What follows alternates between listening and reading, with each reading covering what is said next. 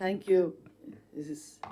Thank you, Chair of this session, Dr. Arvind Virmani, Member of Niti Aayog of India, Dr. Charan Singh, CEO, Egrow Foundation, Dr.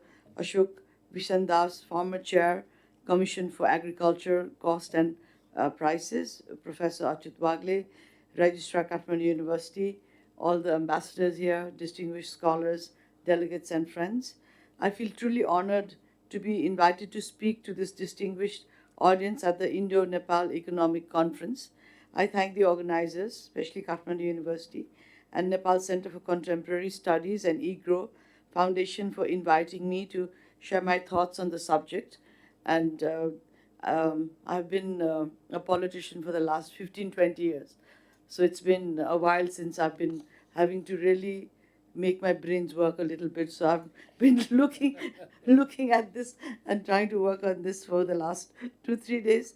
Um, the Regional Synergy for Sustainable Development conferences focus on Nepal-India relations is very pertinent, as we heard from the speakers who spoke before me. The deep engagements between our nations are multifaceted, productive, and serve as a vital part of regional cooperation initiatives in South Asia as a whole.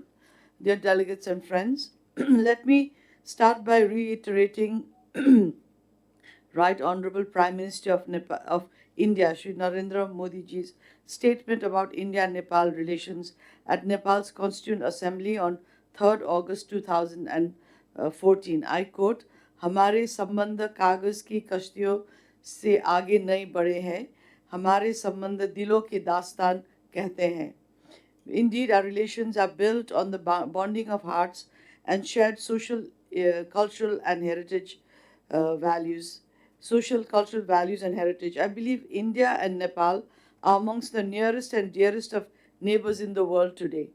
Our shared geography forms all that is south of Himalayas, and our bond is underlined by broad cultural unity and economic complementarities, as we also just heard from the previous speaker. Rivers that flow wholly from Nepal's mountains are a source of life to all our friends and families living on the Indian plains, whilst the clouds that form above the Bay of Bengal are the source of snow and rain in Nepal.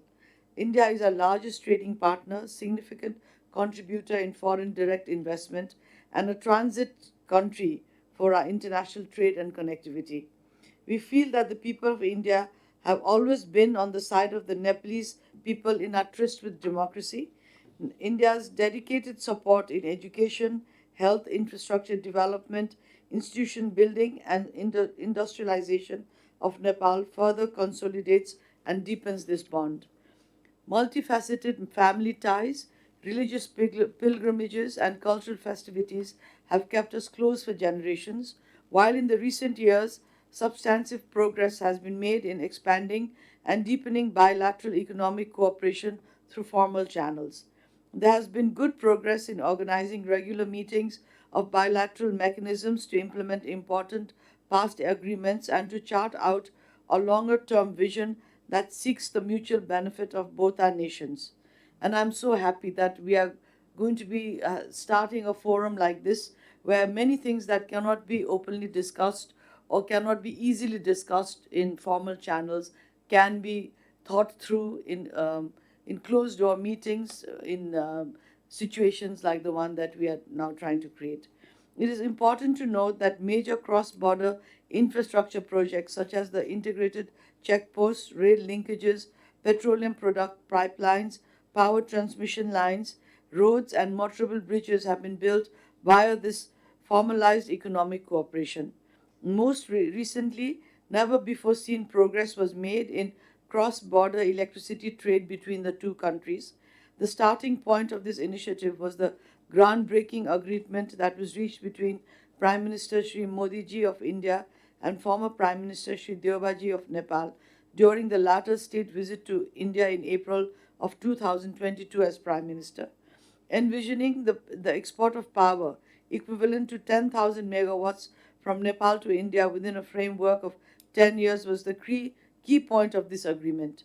Amongst the groundbreaking agreements reached at that juncture in the power sector were joint development of power generation projects in Nepal, development of cross-border transmission infrastructure, bidirectional power trade with appropriate access to electricity markets in both countries based on mutual benefits, market demand, and applicable domestic regulations of each country, coordinated operation of national grids, and institutional cooperation in sharing latest operational information, technology, and know how. This agreement serves as a strong region for hydropower developers from India to view Nepal's energy market as one worth investing in. Moreover, the very recent signing of a historical tripartite power sales agreement has enabled Nepal to sell 40 megawatts of power to Bangladesh via the Indian grid. We highly appreciate the leadership in India creating the environment for this breakthrough. With a view to further advancing economic cooperation, the promotion of trade between the two countries is also a top priority. However, it is a matter of concern that the trade between Nepal and India is very asymmetric. For every rupee of goods and services exported to India, Nepal imports 10 rupees worth of goods and services. Consequently, the widening trade deficit that India alone has reached almost one-sixth of Nepal's gross domestic output. The issues over sustainability of Nepal's trade deficient needs to be seriously addressed. Thus, I hope the deliberations at this forum will discuss innovative ways for collaboration to support the expansion and diversification of Nepal's trade to India to ensure sustainability and to economic cooperation on a more equal footing. And you, of course, we are hoping that there will be import of foreign investment as well as technology, which we can jointly develop and re-export back to India, along with the partnership of the citizens of India itself. Collaboration in sectors of information technology, the gig economy with software development should serve as a boon for the talented youth of Nepal as well as a market for the Indian IT sector. Many infrastructural, regulatory, and administrative barriers, as well as procedural irritants, otherwise known as red tape, lead to excessive delays, high costs, and uncertainties. These impede the opportunity to realize a higher potential. And a lot of discussion around this is also required, both on the side of Nepal and on the side of India. Because while I was serving on the Committee of Agriculture, Cooperative, and Natural Resources, I realized that there are issues on both the sides. And when we have formal government level meetings, it is very brief, and all the issues are not really worked at in depth. And maybe this can be such a forum that we look at each and every of the many products which we share between neighbors, and how that can be synergized, and how we can do better export and import and better trade of technology from both sides. In this context, addressing preferential erosion vis-a-vis other least developed countries, removing non-tariff barriers, and facilitating trade at the border, concluding mutual recognition agreements, leadership for policy in new sectors, promoting regional value chains and intra-industry trade, upgrading trade-related infrastructure, including road and railway infrastructure, and India's support in strengthening productive capacity would go a long way in balancing trade and in making our economic integration and cooperation even stronger. Dear delegates and friends, I'm delighted to share with you that Fitch Ratings has awarded Nepal a BB minus rating for its investment climate, positioning Nepal second behind India in South Asia. We have opened almost every sector of the economy to foreign investment. Recently, we have reformed policies and enacted many legislatures to augment the investment climate. Statutory provisions pertaining to land acquisition, company registration, environmental assessment, and infrastructure development have been relaxed and simplified. We are ready to establish bilateral investment agreements with as many prospective countries as possible. And here too, as a foreign minister, I have come across many other third countries who are very interested in investing in Nepal, But I know very truthfully and as a Nepali that we don't have the magnitude of technology, capital, or management skills, and we cannot do it alone. The potential is there. So if people from the Indian private sector, from the academic sector, partner with Nepal, I think we can accomplish much more in this field as well. Nepal offers an attractive incentive package in terms of corporate taxation, import duties, and export facilitation. We guarantee full repatriation of income from investment, and Nepalese legislation prohibits nationalization of private enterprises. This is written in our constitution. Further, Nepal is committed to policy stabilization to encourage FDI and private sector engagement.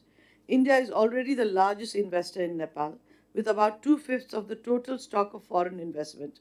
We encourage the Indian private sector and entrepreneurs to take advantage of the readily available investment opportunities in Nepal. I invite you to invest in Nepal in hydroelectricity, both in generation and transmission, transport infrastructure such as fast track roads, railways, cable cars, metro rails, flyovers, and international airports, agriculture, food processing, herb processing, tourism, sports, mineral based and production industries, and information and communication technology. So, all these fields in Nepal are relatively still virgin fields. But if we can have a good policy framework and a good discussion around each of this sector, I'm sure our economic growth together could go a long way. I'm confident there is a potential high rate of return on investment in all these sectors.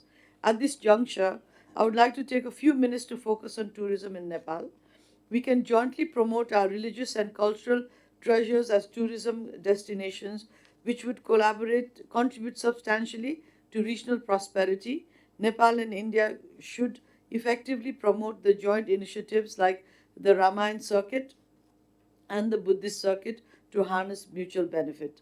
I'm happy to note that a number of India based hotel chains have already come to Nepal, and there is encouraging progress in cross border digital transactions between India and Nepal.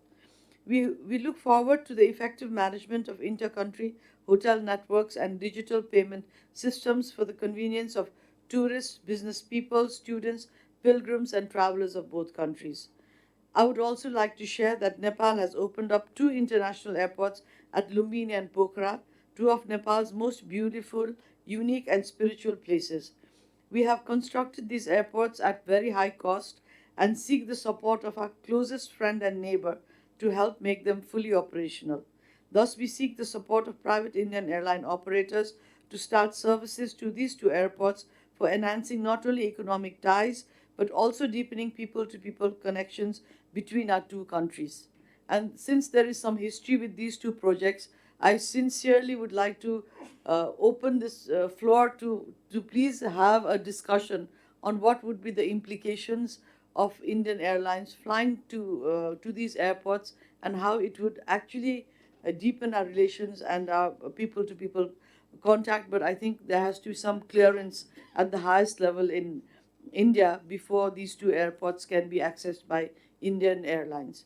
The government of Nepal has offered various incentives to airline companies for such services, and now a number of airlines from the Middle East and from China and from Thailand are coming to at least Lumbini Airport.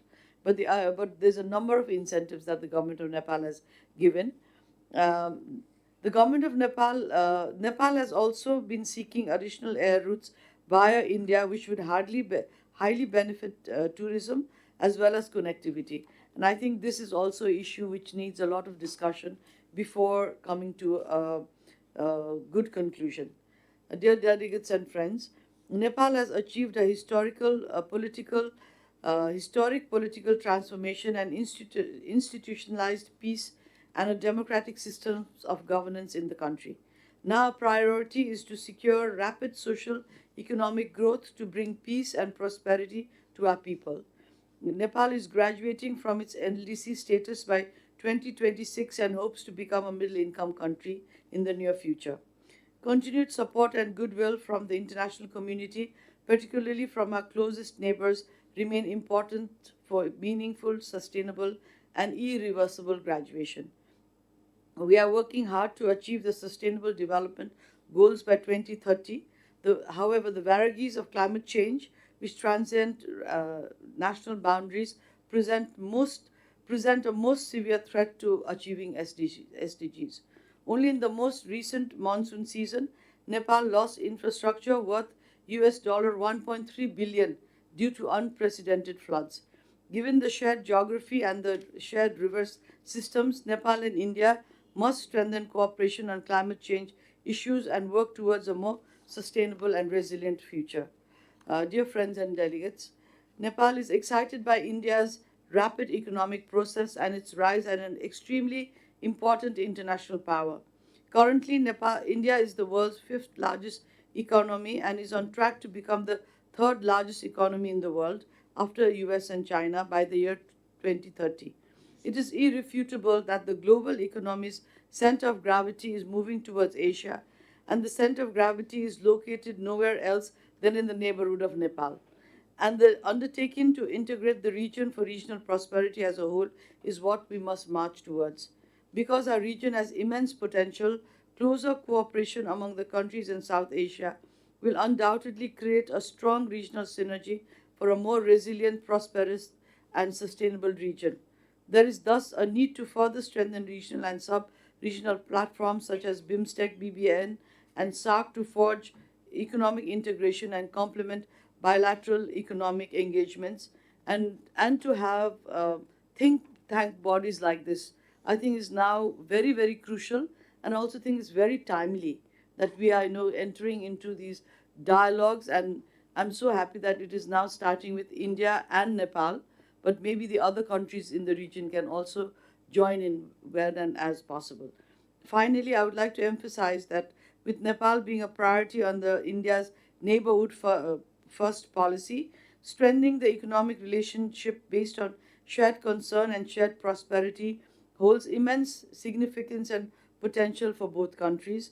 An economically prosperous, politically stable, and democratic Nepal is what we endeavor to be, and we are getting closer um, to this goal uh, if we look at a historic perspective. And with fruitful cooperation with a neighbor such as India, prosperity is very realizable, we feel. For this, we need to develop a framework for a comprehensive economic partnership that links the industrial development of Nepal with the growth structure of India.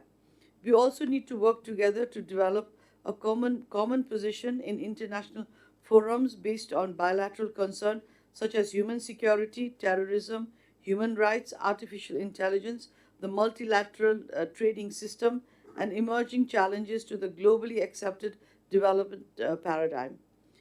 I hope the deliberations during this conference would be fruitful in generating new insights for further expanding Nepal India economic interlinkages as well as regional integration. I wish this event a great success. Thank you.